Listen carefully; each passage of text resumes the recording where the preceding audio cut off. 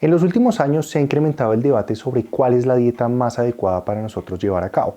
Unos se inclinan por el veganismo, otros por el carnivorismo, otros por dietas cetogénicas, crudiveganas, omnívoros, y cada una de ellas tiene sus beneficios en nuestra salud. Sin embargo, se ha llegado a tener unas polarizaciones muy fuertes y en cierta medida unas guerras nutricionales sin saber muy bien a fondo cómo es que actúa cada uno de estos protocolos alimenticios en nuestra salud. Y el día de hoy vamos a analizar dos factores principales, uno la dieta cetogénica y otro una dieta más flexible, más basada en el omnivorismo, como nosotros somos, y respondiendo al consumo de hidratos de carbono de acuerdo a nuestro nivel de actividad física, que sería lo óptimo. Antes de entrar en materia tenemos que entender muy bien de dónde es que nacen todos estos protocolos alimenticios y cómo es que ha venido avanzando la ciencia poco a poco. Arrancando tenemos que aclarar que existen tres macronutrientes principales, uno que son grasas, otros carbohidratos y otras proteínas. Los dos primeros son energéticos principalmente, que nos ayudan a la producción de energía para la actividad física, para el mantenimiento de nuestra energía cerebral, para poder llevar a cabo todas nuestras tareas cognitivas. Y por último, las proteínas es un macronutriente netamente estructural, que se encarga de regenerar tejido muscular, óseo, tendinoso, además de tener unas propiedades muy importantes en el funcionamiento de nuestras hormonas. Ya teniendo claro estos tres macronutrientes, vamos a hacer un recuento de la historia de cómo fue que se empezaron a descubrir estos protocolos alimenticios, a intentar basar más a la alimentación en hidratos de carbono o en grasas y cómo es que actúa netamente en nuestro cuerpo. Inicialmente tenemos que alrededor del año 1920 se empezó a descubrir el glucógeno.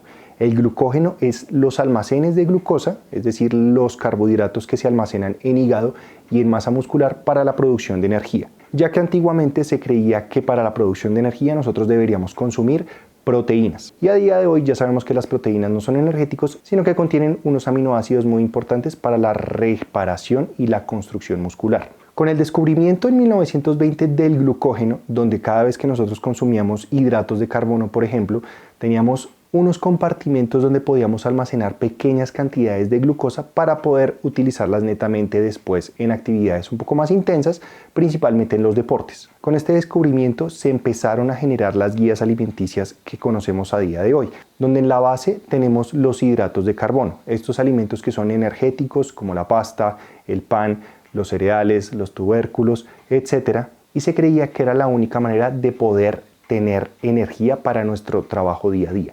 Ya en los años 1950 aproximadamente se empezaron a culpar a las grasas por las enfermedades crónicas no transmisibles de la época, por el incremento considerablemente de la población de peso, por la obesidad y por diferentes enfermedades. Y como bien en la época ya conocíamos los beneficios de los hidratos de carbono a nivel energético, pues empezaron a culpar a las grasas como los agentes principales de las enfermedades crónicas no transmisibles. Y es allí donde empezaron a salir muchísimos productos a base de cereales, de harinas refinadas, de azúcares, y donde llegó a nuestros hogares la creencia de que nosotros necesitábamos azúcar para poder llevar a cabo nuestras tareas diarias y la importancia del desayuno. Por eso llegaron estos cereales y estos snacks ultraprocesados que son altísimos en hidratos de carbono, pues para que nosotros pudiésemos llevar a cabo todas nuestras tareas diarias. Por otro lado, también en la década de 1920 se empezó a descubrir la dieta cetogénica y sus usos principales fueron para el tratamiento de la epilepsia y enfermedades neuronales. Con este tipo de alimentación basada en grasas, que vendría a ser la dieta cetogénica, y reduciendo considerablemente los hidratos de carbono, identificaron que el funcionamiento del cerebro era un poquito mejor, gracias a la producción de unas partículas que se llaman cetonas. De ahí su dieta cetogénica. Y allí pudieron identificar de manera indirecta que aquellas personas que seguían este protocolo alimenticio de dieta cetogénica, que tenían enfermedades como la epilepsia, bajaban de peso de una manera muy importante. Y ya más recientemente, en los años 2000-2010, fue donde estalló la bomba de la dieta cetogénica y donde se empezó a investigar un poco más y a comprender más todos los estudios científicos que habían salido años anteriores de cómo es que se puede producir energía a partir de las cetonas, o sea, a base de una dieta cetogénica alta en grasas. Y ahora nos fuimos para el otro lado. Ya los culpables no eran las grasas, sino los hidratos de carbono. Se empezó a satanizar absolutamente todos los productos procesados, cereales como el arroz, el trigo, obviamente bollería industrial, legumbres y hasta las frutas estaban inmiscuidas ahí, y se empezó a girar la mirada y a tornar todo de que era principalmente los culpables los hidratos de carbono de todas las enfermedades, y que estábamos equivocados en el pasado de culpar a las grasas, porque las grasas no sanan, supuestamente. Y ahora, ya dejando un poco ese tema histórico de cómo fue poco a poco la evolución de cada protocolo alimenticio, hemos caído en una polarización muy grande. Es tan así que hay personas que promulgan la dieta cetogénica de una manera tan fuerte que sus seguidores casi que parecen como si estuvieran peleando como por una religión. Se convierte en un dogma. Y en la mayoría de los casos, cada protocolo tiene su lugar y tenemos que atender es al contexto. ¿Cómo así que al contexto? Tendremos que mirar cómo está el estado de salud de esa persona de manera inicial, cuál es su nivel de actividad física, para recomendarle un protocolo de alimenticio u otro. Y el ser humano es experto en la polarización, es experto en buscar blancos o negros. No nos gustan los grises. Pero la realidad de la fisiología y de absolutamente todo el mundo es que no existen ni blancos ni negros, sino que todos es una gama y un espectro muy amplio de grises, queriendo decir que no tenemos que comer o solo grasa o solo hidratos de carbono. Y por ejemplo, en esta polarización no se tienen en cuenta dos variables principales. Uno es el consumo de proteína, que la mayoría de personas consumen muy poca proteína, y dos, que las personas no se mueven. Y las personas que no consumen buena proteína y que no realizan ejercicio de manera regular enferman, más allá de consumir más hidratos de carbono o más grasa, más allá de ser vegano o de ser partidario de la dieta cetogénica, por ejemplo. Y es que ni las grasas ni los hidratos de carbono nos hacen enfermar en sí. Todo depende del contexto, de cuánto me muevo, de qué gasto energético tengo y de qué cantidad de comida estoy ingiriendo. Tenemos que tener en cuenta que más allá de valorar macronutrientes, tenemos que valorar el alimento en sí.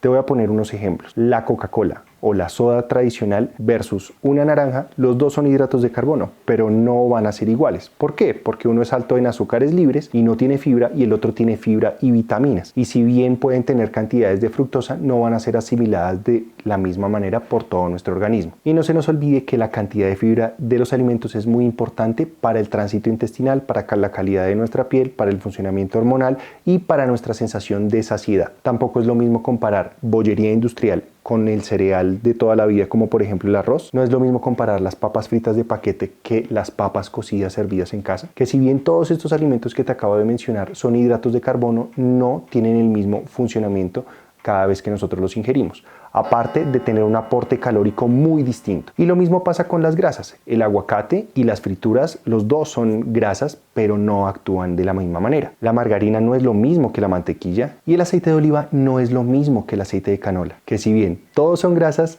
no son lo mismo. Y es donde debemos prestar atención de que no importa solo el macronutriente, sino netamente qué calidad de alimento es esa grasa o ese carbohidrato. Así que pensar que los paquetes procesados, los panes, las galletas, las gaseosas es lo mismo que comer fruta o que comer cereales, estamos cayendo en un reduccionismo nutricional muy grande, y en muchas ocasiones se confunde más a la gente. Un porcentaje muy pequeño de la población tiene que basar su alimentación en hidratos de carbono, como por ejemplo los deportistas de alto rendimiento. Un deportista de alto rendimiento, como por ejemplo un ciclista, tras una etapa tiene un gasto calórico de aproximadamente unas 5.000 a 6.000 calorías, y para poder responder a esa demanda energética tiene que consumir alimentos energéticos muy grandes, que si bien las grasas podrían también funcionar, su proceso metabólico y su desintegración para que nos dé energía a la final va a ser muy demorado. Y en el caso de los deportistas buscan es rendimiento en corto tiempo, o sea que la comida que ingieren pueda estar disponible para que se utilice en la práctica de manera rápida. En el ejemplo que les acabo de dar de los ciclistas, ellos consumen aproximadamente al día 1 kilogramo de arroz. Eso es una cantidad enorme para una persona como nosotros. Y si bien tienen esa cantidad elevada de consumo de hidratos de carbono, ellos permanecen delgados por debajo de los 65 kilos, 68 kilos, aunque tienen consumos grandes de arroz, de tortillas de arroz, de galletas, de geles de glucosa, de bebidas deportivas y de diferentes suplementación que en sí lo necesitan. Y acá, por ejemplo, vemos que ni directamente el azúcar ni directamente los hidratos de carbono son los responsables de incrementar el peso, de favorecer enfermedades cardiometabólicas, de favorecer la obesidad, sino lo que va a marcar la parada es el consumo energético, o para ser más precisos, el balance energético. Y el balance energético responde a la cantidad de comida que yo ingiero y a la cantidad de calorías que yo gasto en el día. Si una persona del común, no siendo deportista de alto rendimiento, tiene un consumo calórico como si fuese un deportista, pues su resultado va a ser que va a subir de peso de una manera enorme. Porque si tenemos de base que una persona gasta aproximadamente unas 2.000 kilocalorías en el día y va a consumir 5.000 o 6.000, pues va a estar comiendo por encima de sus posibilidades, no está poniendo a funcionar toda esa energía que consume y se va a transformar como grasa. no solo como grasa en los rollitos, los gorditos, sino también grasa alrededor de los órganos, lo que se conoce como grasa ectópica o grasa visceral. Y esta sí que es peligrosa. Bueno, y entonces con toda esta vaina, ¿qué debemos hacer? ¿Cuál sería la solución? La solución no es caer en la polarización de basarnos en un protocolo alimenticio determinado, sino valorar cuál es nuestro estilo de vida, cuál es la cantidad de movimiento que yo tengo a la semana, cuál es el ejercicio que yo hago. Y con base a eso podemos estar determinando la calidad de los nutrientes y la cantidad de comida que ingerimos. Más allá de si es una dieta vegetariana, una dieta cetogénica, una dieta mediterránea, tenemos que valorar mucho es nuestro gasto energético, nuestro balance energético, como les comenté anteriormente. Y acá sin duda van a aparecer personas que dicen que pierden peso con un protocolo alimenticio, con X, B, Y, Z, que si bien a ellos les pueda estar funcionando, para la mayoría de personas es difícil sostenerlo. Y la clave de los protocolos alimenticios es sostenerlo a largo plazo, no hacerlo por 2 meses y volver a recaer en los malos hábitos que nos van a hacer generar ese efecto rebote. Por ejemplo, en el caso de los hidratos de carbono, si nosotros consumimos hidratos de carbono y posteriormente ponemos en uso esas reservas energéticas como el glucógeno, vamos a tener esas reservas desocupadas para que cuando volvamos a consumir hidratos de carbono se vuelvan a llenar y vuelvo y las gasto. El problema, por ejemplo, en los hidratos de carbono es que siempre tenemos las reservas a tope, nunca gastamos, nunca hacemos ejercicio a buena intensidad.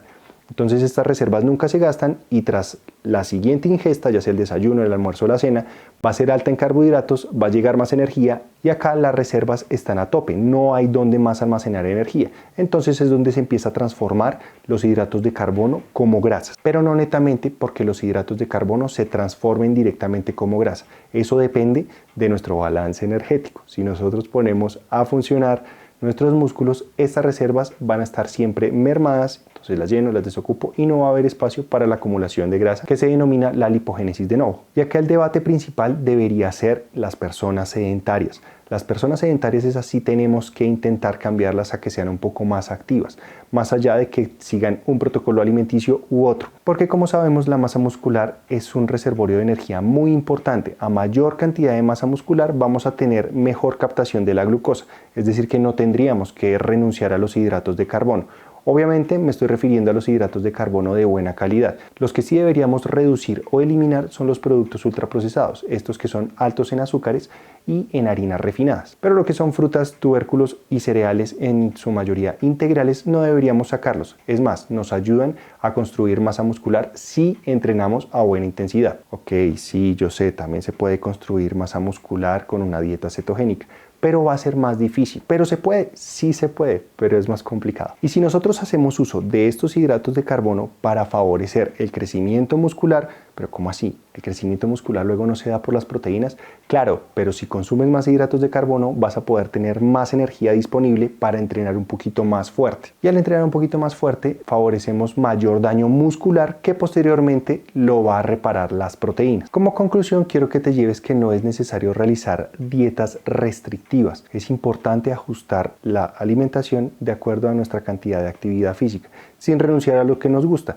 Obviamente, si te gusta mucho la Coca-Cola con donas, pues deberías intentar reducirla, intentar transicionar a una dieta un poquito más limpia, con menos productos procesados y mantenerse en movimiento de manera constante. Recuerda que la masa muscular nos ayuda muchísimo a regular esos picos de glucosa, a intentar almacenar un poquito más de glucógeno. No se les olvide que el glucógeno son las reservas de los hidratos de carbono, que se almacenan principalmente en hígado y músculo, y esas reservas son depletadas cada vez que nosotros hacemos ejercicio. Así que el problema no es que consumamos hidratos de carbono, sino que las reservas siempre están llenas y seguimos consumiendo hidratos de carbono. O sea que la solución es moverse, entrenar y tener una dieta un poquito más flexible, sin llegar a polarizaciones ni a extremismos. Y por ejemplo, acá te dejo este estudio donde compara dos dietas, una cetogénica y una alta en carbohidratos, pero los dos manteniendo la misma cantidad de fibra y tienen la misma pérdida de peso. Además que en el caso de pérdida de peso, cuando nosotros realizamos una dieta cetogénica, lo que perdemos inicialmente es glucógeno y agua, o sea que se vacían todas estas reservas del hígado y del músculo